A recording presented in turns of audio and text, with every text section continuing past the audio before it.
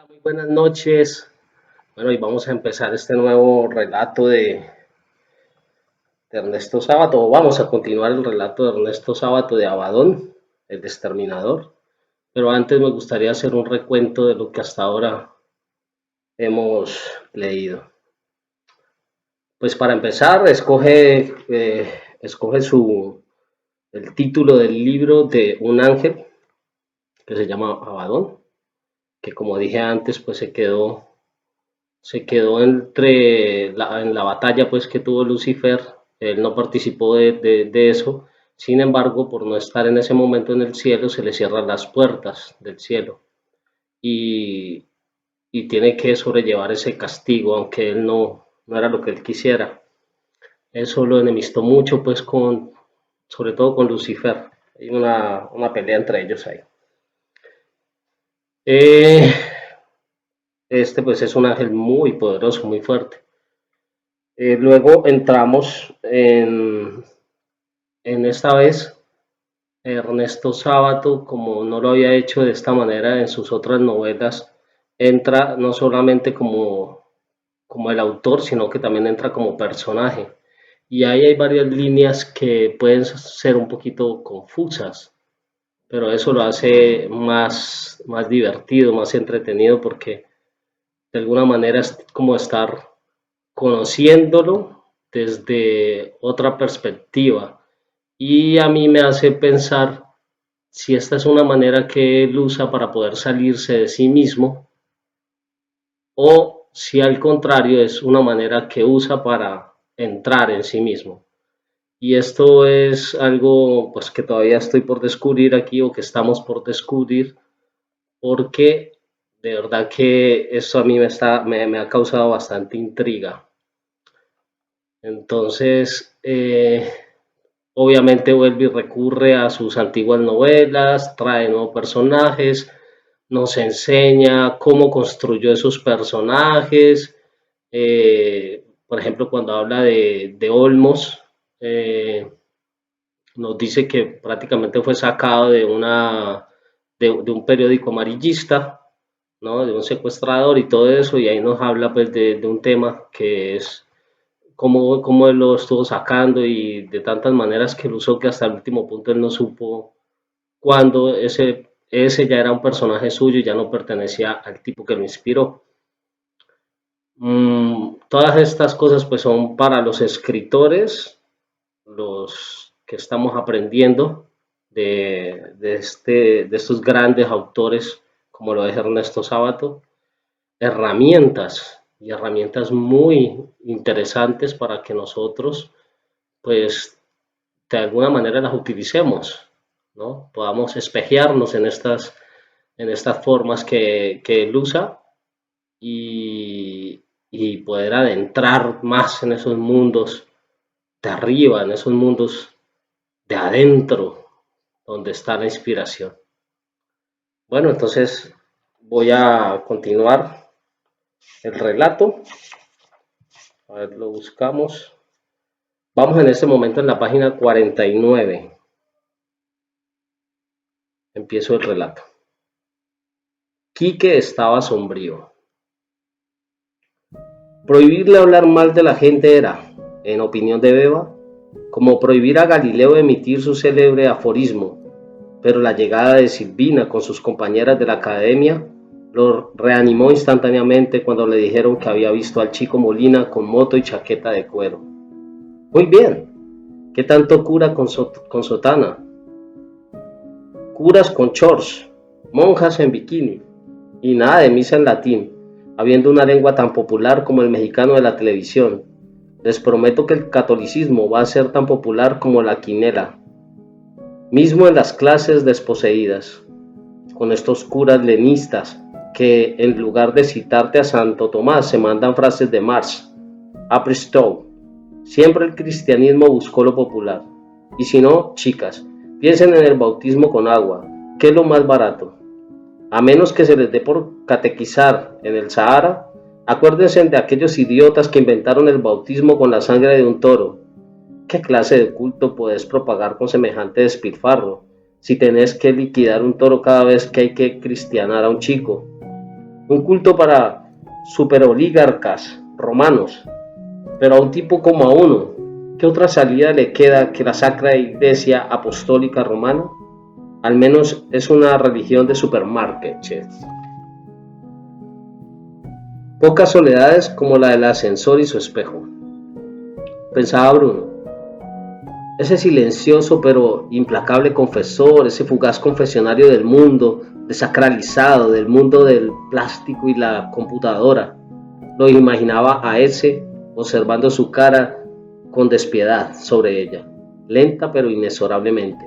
Habían ido dejando su huella los sentimientos y las pasiones, los efectos y los rencores, la fe, la ilusión y los desencantos, las muertes que había vivido o presentido, los otoños que lo entristecieron o desalentaron, los amores que lo habían hechizado, los fantasmas que en sus sueños o en sus visiones lo visitaron o acosaron, en esos ojos que lloraron por dolor, en esos ojos que se cerraron por el sueño, pero también por el pudor o la astucia, en esos labios que se apretaban por el empecinamiento, pero también por crueldad, por esas cejas que se contraían por inquietud o extrañeza, o que se levantaban en la interrogación y la duda, en esas venas que se hinchaban por rabia o sensualidad. Se había ido delineando la móvil geografía que el alma termina por construir sobre la sutil y maleable carne del rostro, revelándose así, según la fatalidad que le es propia, porque sólo puede existir encarnada a través de esa materia que a la vez es su prisión y su única posibilidad de existencia. Sí, ahí lo tenían, el rostro con el que el alma de ese observaba y sufría el universo, como un condenado a muerte por entre las rejas. Caminaba hacia la Recoleta. ¿Para qué las discusiones y conferencias? Todo era un formidable malentendido. Ese imbécil, como se llamaba, explicando la religión con la plusvalía. A ver cómo explicaba que los obreros de New York apoyaran a Nixon contra los estudiantes rebeldes. Sartre desgarrado por las pasiones y los vicios, pero defendiendo la justicia social. Rocchettini y sus chistes contra el autodidacto y el humanismo socialista. Se sentó en un banco. Lo miraban. Un muchacho murmuró algo a su pareja, señalándolo con un gesto que él creyó imperceptible, pero ese percibió como los pájaros distinguen entre alguien que simplemente camina y otro que anda en su casa, recordando con melancolía el tiempo en que era como ese chico en que podía ir a un parque a leer un libro anónimamente sin que nadie lo controlara o manoseara. Sócrates y Sartre, los dos feos, los dos odiando su cuerpo, sintiendo repugnancia por su carne, ansiando un mundo transparente y eterno. ¿Quién puede inventar el platonismo sino alguien con tripas rellenas de mierda? Creamos lo que no tenemos, lo que ansiosamente necesitamos. Bien, no todas eran señoras gordas, y no todas las señoras eran gordas. ¿Qué tanto embromar? Había estudiantes, muchos estudiantes, gente de verdad interesada,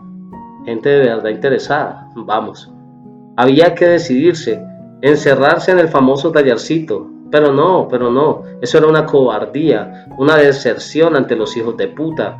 El negro de la náusea, en aquel cuartito sucio, en el verano en New York, para siempre, salvado por la melodía eterna de su blues, la eternidad a través de la basura, caminó hacia el cementerio, una vez más leyó Requiem in Pace, como se vuelve a mirar en una vidriera el objeto que nos fascina y que, a pesar de su precio, sabemos que un día tendremos que comprar. Bordeó el paredón por la calle Vicente López y se detuvo a atisbar el interior de un inquilinato. La ropa colgada, los perros de la calle, los chiquilines roñosos, muy típico de R. Pensó vivir en un cuartucho de esos, allá arriba. Los sueños de M, encerrado en un frasco de vidrio y buscando con sus manos un punto débil en aquella superficie transparente pero inexorable, se agitaba un homúnculo de unos 20 centímetros de altura, la reducción de un inglés de film norteamericano, flaco, con su saco de tweed y una de esas galeritas que solo se siguen viendo en Inglaterra. Sus movimientos eran como de amenaza, se movía de un lado a otro, con violencia, con rabia, pero de pronto permanecía quieto mirando hacia arriba, donde M lo observaba.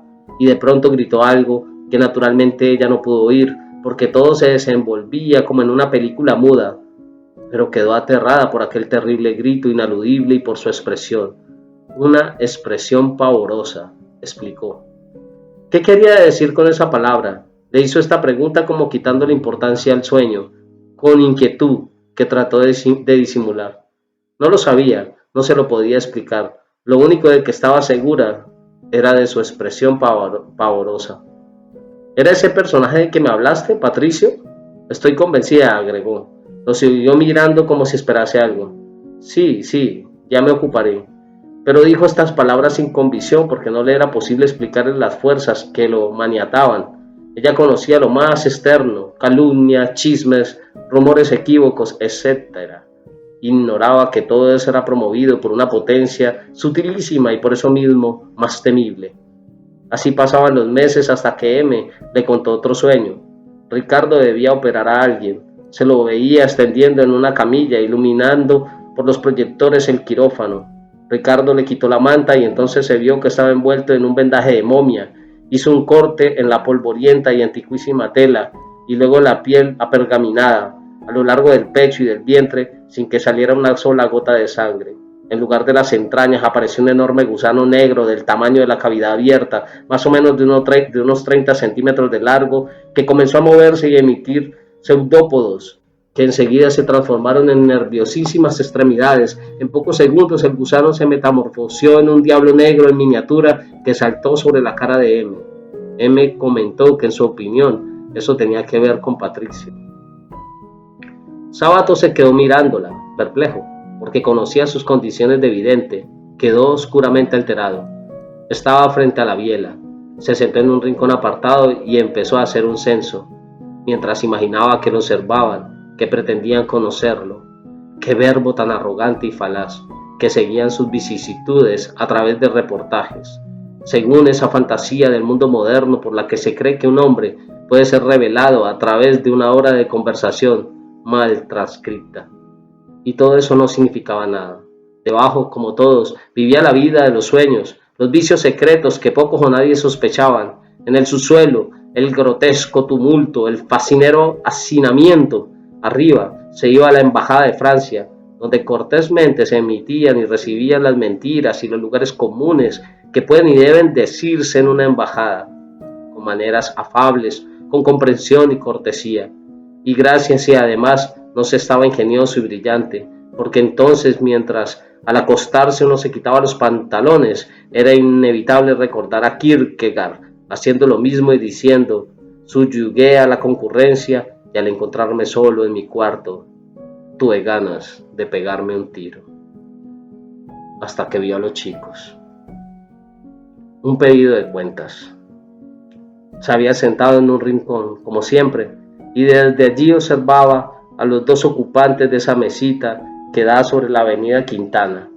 Le era posible ver bien a la chica, porque estaba de frente y porque la luz de la tarde le daba sobre la cara, pero al muchacho lo veía de espaldas, su perfil. Era la primera vez que los encontraba, de eso estaba seguro, porque la expresión de ella era inolvidable. ¿Por qué? Al comienzo no acertaba a comprenderlo. Su pelo era muy corto, de color bronce oscuro, de bronce sin lustrar. Los ojos a primera vista también parecían oscuros, pero luego se advertía que eran verdosos. La cara era huesuda, fuerte, con una mandíbula muy apretada y una de esas bocas que resultan salientes como consecuencia, seguramente, de una dentadura que avanza hacia adelante. En esa boca se sentía la obstinación de alguien que es capaz de guardar un secreto hasta en medio de la tortura. Tendría 19 años, no, 20 años. Casi no hablaba, limitándose a escuchar al chico con una mirada profunda y remota, un poco abstraída, que la hacía memorable. ¿Qué había en su mirada? Pensó que quizá tuviera una ligera desviación en los ojos. No la había visto nunca, y no obstante tenía la sensación de estar viendo algo ya conocido. ¿Habría encontrado alguna vez a una hermana? ¿A la madre? A la sensación del ya visto, como siempre le sucedía, le provocaba desazón, una desazón acentuada por la certeza de que hablaban de él. ese triste sentimiento que solo los escritores pueden sufrir y que únicamente ellos pueden comprender, pensaba con amargura, porque no basta ser conocido como un actor o un político para experimentar ese matiz de desazón. Es imprescindible ser autor de ficciones, alguien que es enjuiciado no solo por lo que son juzgadas las personas públicas, sino por lo que los personajes de novelas son o sugieren. Sí, hablaban de él, o mejor dicho, era evidente que el muchacho lo hacía, hasta había llegado a mirarlo de reojo, momento en que pudo estudiar mejor el perfil de su cara, la misma boca de ella, abultada hacia adelante, idéntico pelo de bronce sin limpiar, la misma nariz huesuda y un poco aguileña, idéntica boca grande de labios muy carnosos. Eran hermanos, sin ninguna clase de duda, y él tendría 1 año o 2 menos que ella.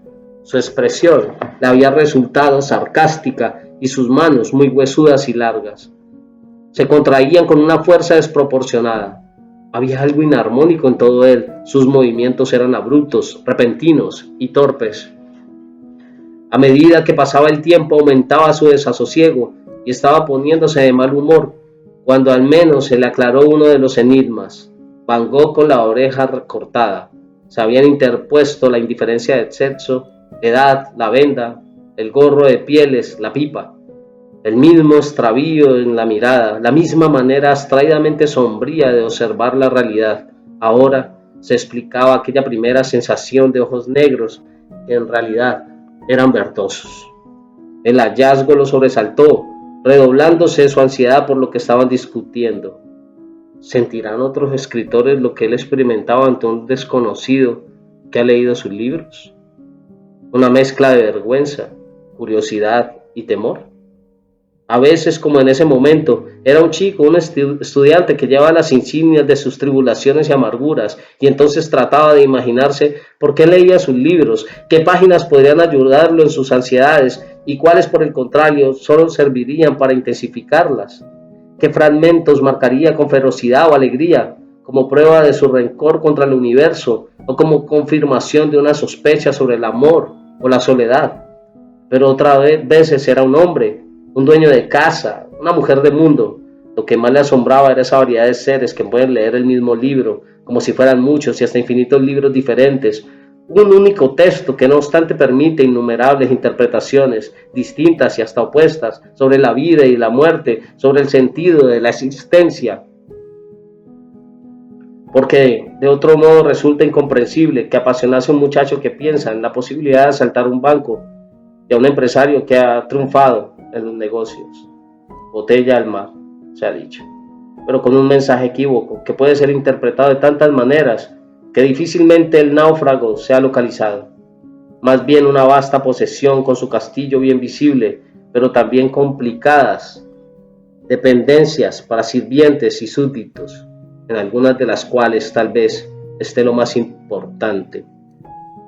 Cuidados parques, pero también enmarañados bosques con lagunas y pantanos, con temibles grutas, de modo que cada visitante se siente atraído por partes diferentes del vasto y complejo dominio, fascinado por las oscuras grutas y disgustado por los cuidados parques, o recorriendo con temeroso furor las grandes ciénagas pobladas de serpientes, mientras otros escuchan frivolidades en los salones estucados. En cierto momento, las cosas que decía el muchacho parecieron inquietar a su hermana, que en voz baja pareció recomendarle algo. Él entonces medio se incorporó, pero ella, agarrándolo de un brazo, lo forzó a sentarse de nuevo. Observó en ese gesto que ella también tenía manos fuertes y huesudas y demostraba una notable fuerza en sus músculos. La discusión prosiguió, o mejor dicho, él siguió argumentando, y ella oponiéndose a algo que estaba en juego, hasta que por fin el chico se levantó bruscamente y antes de que ella pudiera detenerlo, se dirigió hacia donde estaba Sábato. A menudo había asistido a las vacilaciones de un estudiante en un café que por fin se decidía a acercársele. Por esa larga experiencia calculó que se produciría algo muy desagradable. El chico era alto para su edad, más que lo normal, y sus movimientos le confirmaron la impresión mientras permanecía sentado. Era áspero y violento, en toda su actitud se adivinaba el rencor, no solo contra Sábato, contra la realidad entera. Cuando estuvo frente a él con una voz excesiva para su comentario, casi gritando, le dijo: Vimos una foto suya en esa revista Gente. La cara que puso al decir esa revista es la que ciertas personas ponen cuando tienen que pasar cerca de excrementos. Sábato lo miró como preguntándole qué significa su observación. Y hace poco salió un reportaje, agregó, como si lo acusara, aparentando no advertir el tono. Sábato admitió. Sí, efectivamente. Y ahora, en el último número, lo vi asistiendo a la inauguración de una boutique en el pasaje Alvear. Sábato estaba al borde del estallido, no obstante, respondió haciendo un último esfuerzo para contenerse. Sí, la boutique de una pintora amiga. Amigas que tiene boutique, agregó con sorna el chico. Entonces Sábato explotó, levantándose. ¿Y qué sos vos para juzgarme y para juzgar a mis amigos? Gritó. ¿Yo? Tengo mucho más derecho de lo que una persona como usted puede imaginar. Sin darse cuenta, Sábato se encontró dándole una bofetada que casi lo hace caer. Mocoso insolente, gritó, mientras todo el mundo se interponía y alguien arrastraba de un brazo al chico hacia su mesa. También la hermana se había levantado, corriendo hacia el lugar del incidente, y luego, ya en su mesa, Sábato advirtió que le hablaba a su hermano en voz baja, pero severamente. Entonces, con aquella brusquedad que lo caracterizaba, el muchacho se levantó y salió del café corriendo. Sábato quedó deprimido y avergonzado. Todo el mundo lo observaba y algunas mujeres cuchicheaban por ahí. Pagó y se fue, sin mirar a los costados. Comenzó a caminar por la Recoleta, tratando de serenarse. Sentía una rabia infinita, pero lo curioso es que no se trataba tanto de una rabia contra aquel chico, sino contra sí mismo y contra la realidad toda. La realidad. ¿Qué realidad? ¿Cuál de las muchas que hay? Quizá la peor, la más superficialmente humana, la de las boutiques y las revistas populares. Sintió asco contra él mismo, pero también indignación por aquella espectacular y fácil actitud del muchacho. El asco contra su propia persona parecía llegar hasta el mismo chico, entrar en él, ensuciarlo de alguna manera que en ese momento no alcanzaba a comprender, para luego rebotar y golpearlo nuevamente a él en plena cara, violenta y humillantemente. Se enteró en el banco circular que rodea las raíces del Gran Gomero. El parque iba apagándose con la sombra del atardecer. Cerró los ojos y comenzaba a meditar sobre su vida entera cuando sintió una voz de mujer que lo llamaba con timidez. Al abrir los ojos vio delante, en una actitud vacilante y quizá culpable, se levantó. La chica lo miró unos instantes con aquella expresión de retrato de Van Gogh. Por fin se animó a decirle: la actitud de Nacho no expresa toda la verdad. Sábato se quedó mirándola y luego comentó con sorna: caramba, menos mal. Ella apretó la boca y por un segundo intuyó que su frase había sido desafortunada. Trató de atenuarla. Bueno, realmente no quise decir tampoco eso, ¿ya ve? Todos nos equivocamos, decimos palabras que no nos representan con exactitud. Quiero decir, ese se sintió muy torpe, sobre todo porque ella seguía mirándolo con aquella expresión inescrutable. Se produjo una situación un poco ridícula, hasta que ella dijo: bien, lamento mucho. Yo, Nacho, adiós. Y se fue. Pero de pronto se detuvo, vaciló y finalmente volvió para agregar: señor Sábato. Su voz era trémula. Quiero decir, mi hermano y yo, sus personajes, digo, Caster, Alejandra. Se detuvo y se quedaron mirándose un momento. Luego ella agregó de modo siempre vacilante: no vaya a sacar una idea equivocada. Esos personajes absolutos, ¿usted comprende? Usted, esos reportajes, esa clase de revistas. Se calló y casi sin transición, como con seguridad habría hecho también su hermano, gritó: es horrible, y salió casi corriendo. Sábato quedó paralizado por su actitud, por sus palabras, por su sombría y áspera belleza. Luego, mecánicamente, empezó a caminar por el parque, tomando el sendero que bordea el paredón del asilo. En el crepúsculo, pensaba Bruno. Las estatuas lo contemplaban desde allá arriba con su intolerable melancolía, y con seguridad empezaba a dominarlo el mismo sentimiento de desamparo y de incomprensión que alguna vez había sentido Caster caminando por ese mismo sendero. Y sin embargo, esos muchachos que comprendían ese desamparo en aquel desdichado no eran capaces de sospecharlo en él mismo. No terminaban de comprender que aquella soledad y aquel sentido del absoluto de alguna manera seguían refugiados en algún rincón de su propio ser, ocultándose o luchando contra otros seres horribles o canallescos que allí también vivían, pugnando por hacerse lugar, demandando piedad o comprensión, cualquiera hubiese sido su suerte en las novelas, mientras el corazón de ese seguía aguantando en esa turbia y superficial existencia que los torpes llaman realidad. Nacho entró en su cuarto. Buscó la fotografía de Sábato en la embajada francesa, la recortó y la fijó con chinches en la pared, al lado de otras dos, una de Anoui entrando en la iglesia de Jacquet, del brazo de su hija con traje blanco de novia, con un cartelito escrito con un marcador colorado, como en las historietas que decía, el hijo de puta de Creón, otra de Flaubert, con un Nacho chiquito al lado que le gritaba, pero ella se suicidó, asqueroso, con el mismo marcador colorado de uno de los espectadores que aparecía cerca de Sábato, dibujó un globito y dentro una sola palabra, canallita, una sola palabra, pero que le parecía doblemente significativa, porque pertenecía al arsenal de ese caballero. Luego se retiró un poco como para juzgar un cuadro en una exposición. Su boca apretada, con las comisuras hacia abajo, manifestaba a la vez desdén y amarga repugnancia. Finalmente escupió, se limpió la boca con el dorso de la mano y retirándose en la cama se quedó pensativo, mirando el techo. Cerca de la medianoche oyó los pasos de Agustina en el corredor y enseguida el ruido de la llave. Entonces se levantó y prendió la luz del techo. Apaga esa luz, dijo ella, entrando. Sabes que me hace mal. Le alarmó el tono, entre imperativo y angustiado.